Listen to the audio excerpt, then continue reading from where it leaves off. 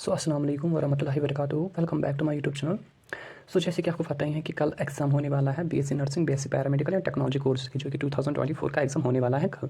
For that concern मैंने सोचा कि क्यों ना मैं एक वीडियो बनाता हूँ जिस पे मैं आपको ये बताऊँ कि कल आपको कितना स्कोर लाना चाहिए कि आपको कोई प्राइवेट कॉलेज मिले या फिर कोई गवर्नमेंट कॉलेज मिले। फ्रॉम द मतलब किस बेस लाइन पर आपको पॉइंट्स लाने हैं जिस पे आपको कोई ना कोई कॉलेज मिल सकते हैं, लाइक प्राइवेट कॉलेज मिल सकता है या फिर गवर्नमेंट कॉलेज मिल सकता है। फॉर दैट मैंने यहाँ पे मतलब कट ऑफ वाइज आपको ये बोला है कि पिछले साल या मतलब ट्रेंडिंग में आ रहा है जो मतलब 24 में जितना भी 23 तक जितना भी cut off on the basis of that मैंने यहाँ पे मतलब कट ऑफ बनाया है कि आपको कल कितना स्कोर आना चाहिए कि आपको एक प्राइवेट कॉलेज मिले या फिर कोई गवर्नमेंट नर्सिंग कॉलेज मिले।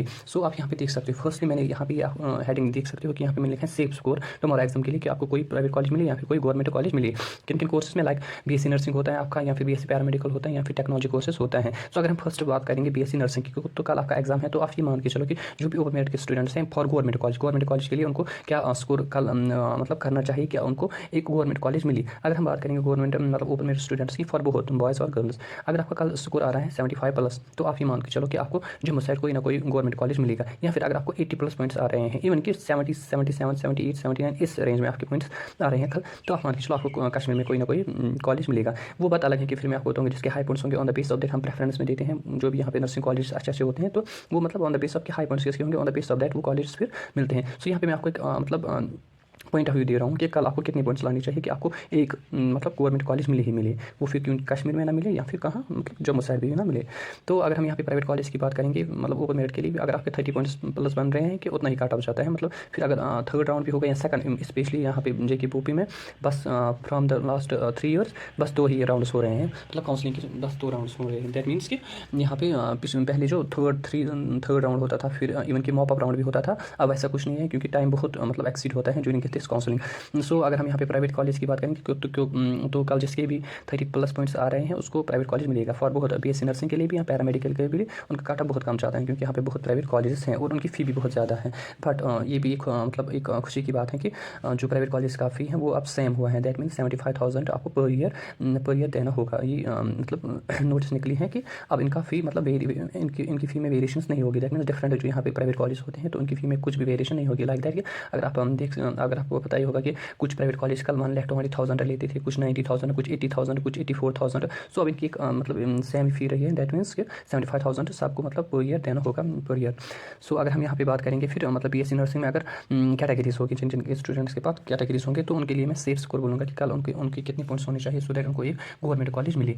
अगर एसटी के मतलब 42+ बन रहे हैं, अगर इनका फिर और एक राउंड होता है, इवन कि मैंने देखा कि एसटी में बहुत कम काट ऑफ जाते हैं। दैट मीन्स पिछले साल मैंने देखा था 37 समथिंग प्लस उस पर भी उनको मतलब गवर्नमेंट कॉलेज मिला था। तो मैं यहाँ पे आपको मतलब सेफ स्कोर बोलूँगा 42 एसटी के लिए होना चाहिए। ओबीसी अगर 50+ हैं आपके पॉइंट्स तो आपको गवर्नमेंट कॉलेज मिलेगा। इवन कि अगर 45 to 46 क्योंकि इसकी आप रिजर्वेशन में इंक्रीज हुई है, दैट मीन्स 48% आप इसकी रिजर्वेशन है। इसमें भी सीट्स मतलब डबल हुए हैं, जैसे कि मतलब जितनी 4% में थी अब उसका डबल हुआ है। दैट मीन्स अगर वहाँ पे 20 सीट्स थी तो आप 40 सीट्स हुए, अगर वहाँ पे 10 सीट्स थी तो 20 सीट्स हो गई हैं सेम टाइप।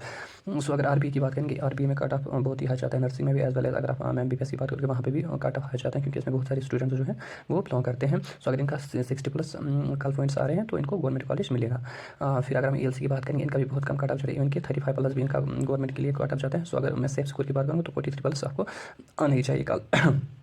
फिर अगर हम सीडीपी की बात करें, लास्ट ईयर फिर 20 पॉइंट्स कट ऑफ हुआ था पहले राउंड में तो 30+, फिर सेकंड राउंड में यहाँ पे भी मतलब चांसेस हैं कि मतलब आप पहले 30 पॉइंट्स तक मतलब ये मान के चलो कि आपको 30 पॉइंट्स लानी है।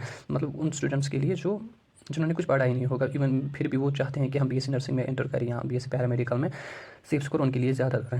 अगर हम यहाँ सीडीपी की बात करेंगे, इनका काटा बहुत कम जाता है, इनको गवर्नमेंट मेडिकल भी कॉलेज मिलता है बहुत कम पॉइंट्स पे भी।